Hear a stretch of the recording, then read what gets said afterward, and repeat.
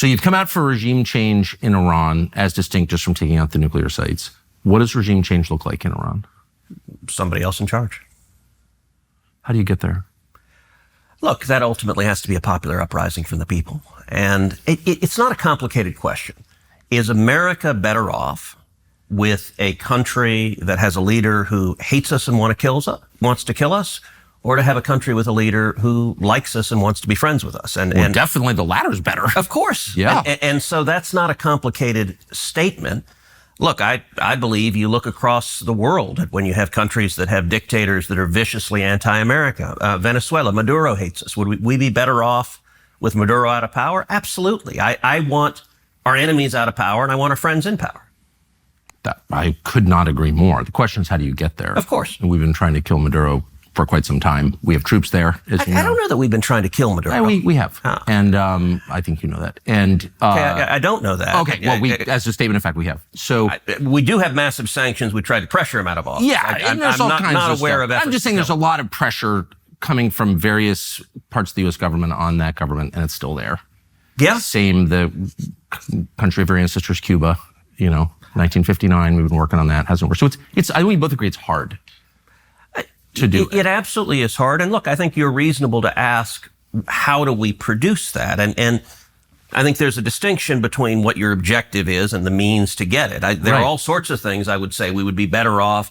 We'd be better off in China without Xi there. Should we invade China and topple Xi? Of course not. Better off with no national debt. There are lots of things. Totally. But it's good to say, all right, what are our objectives? Right. And so with the Ayatollah in Iran, saying you're for regime change, I don't view as complicated. I mean, the guy literally leads mobs chanting death to America. Mm-hmm. So that's not good. Definitely not good. But the reason I think it's important to get a little more detailed about how that might happen is because there's military action in progress, which we're supporting. And the president has said clearly, including last night, that he is focused on eliminating the capacity of the Iranian government to produce nuclear weapons. You are saying we need to use military force to effect regime change. I have not said that. Oh, I must have. No, I have not said that once. Okay. I don't think we need to use military force to do regime change. I said I support it. I would like to see it happen. You asked me how should it happen? A popular uprising. What I've advocated for. All right, let's step back a second. You and I, we've known each other a long time. I would say we agree on about 80% of the things on Earth. For sure. And there are a lot of things, and we can get into the nitty-gritty of foreign policy as much as you want. There are a lot of things on which you and I agree, not just a little bit, but violently. I totally agree. I was rooting for you in your last campaign, for sure. Well, thank you. Look, you have been heroic on the border. You've been one of the clearest and best voices in the whole country on securing the border and on the absolute crisis we're facing. And in Texas, I see it and live it every day. In COVID, in fact, you may recall in the middle of the COVID lockdown, I was out walking my dog when the whole world was shut down and we were living in lunatic times. And I called you and said, Tucker, your nightly monologues are the single best thing on television. Like I watch them like an injection of crack. Okay, I'm mixing my metaphor because you don't inject crack, but you get what I'm saying. Try. No, I mean, you were standing up and speaking like, what the hell are we doing, in a way that we desperately, desperately needed.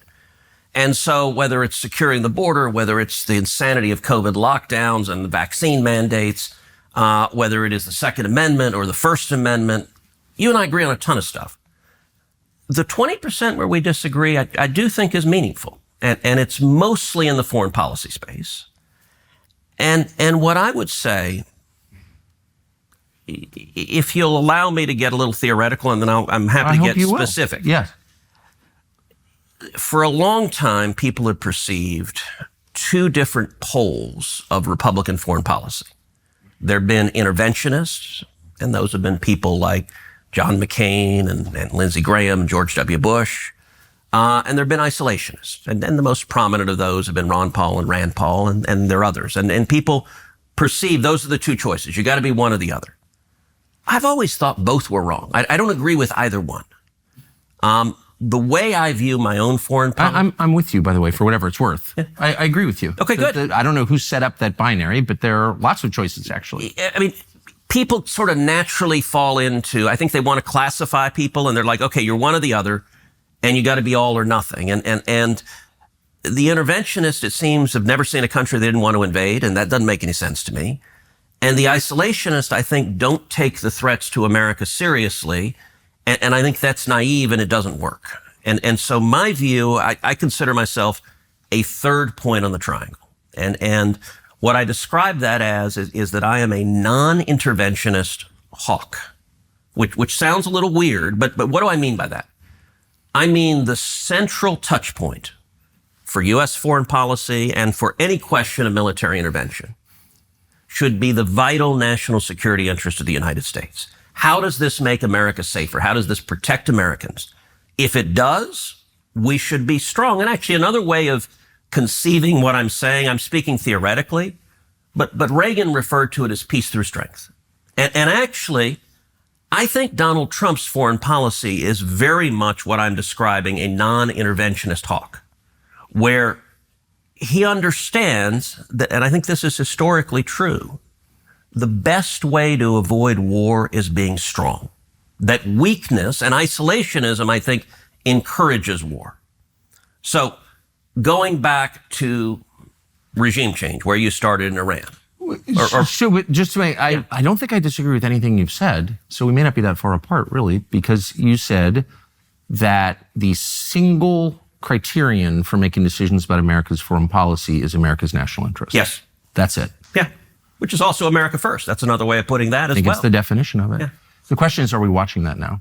We're sorry to say it, but this is not a very safe country. Walk through Oakland or Philadelphia. Yeah, good luck.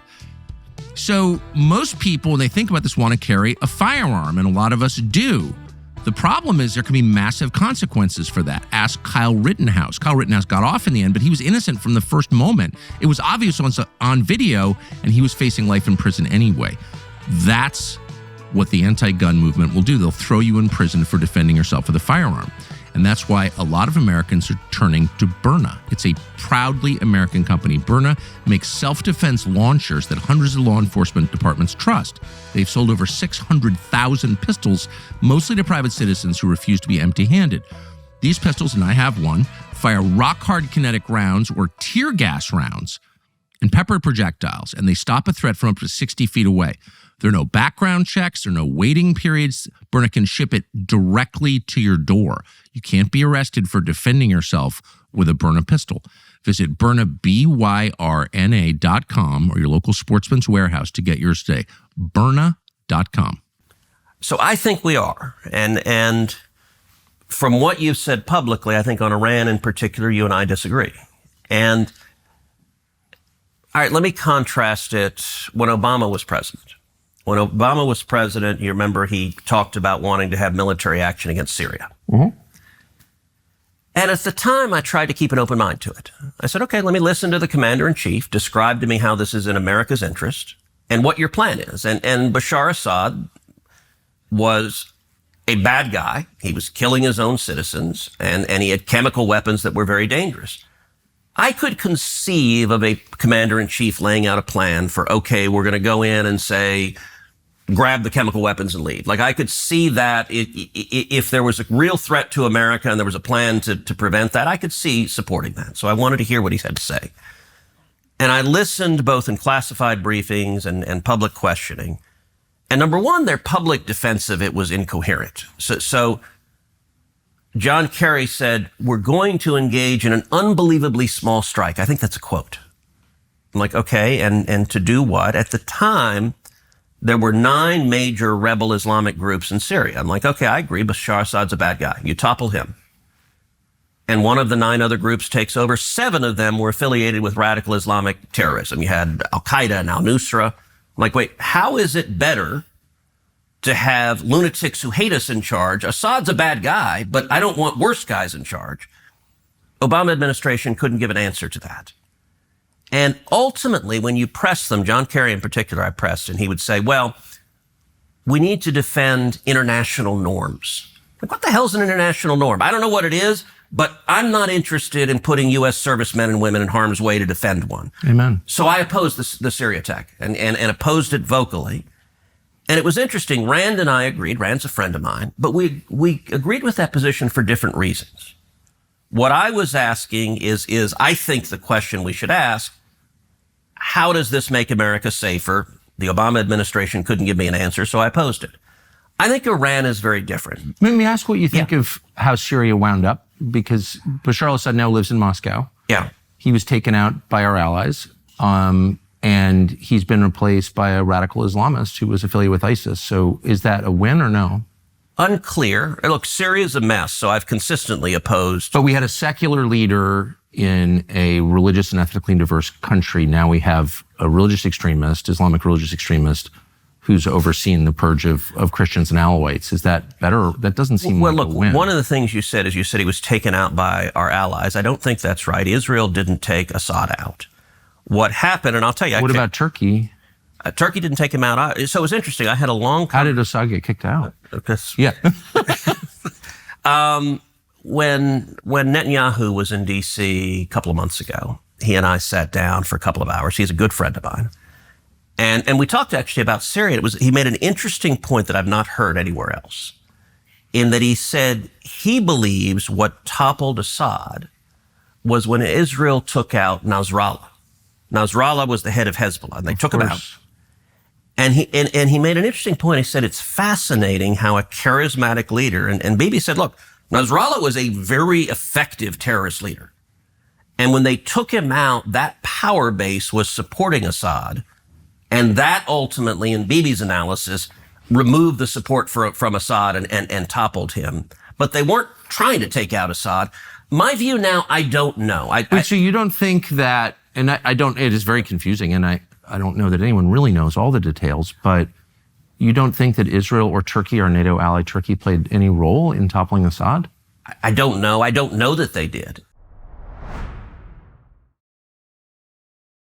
Thanks for watching our YouTube channel. We hope you'll subscribe to it. And by the way, you can hit the little bell on there and get notifications every time we produce a video. We hope you'll do that also.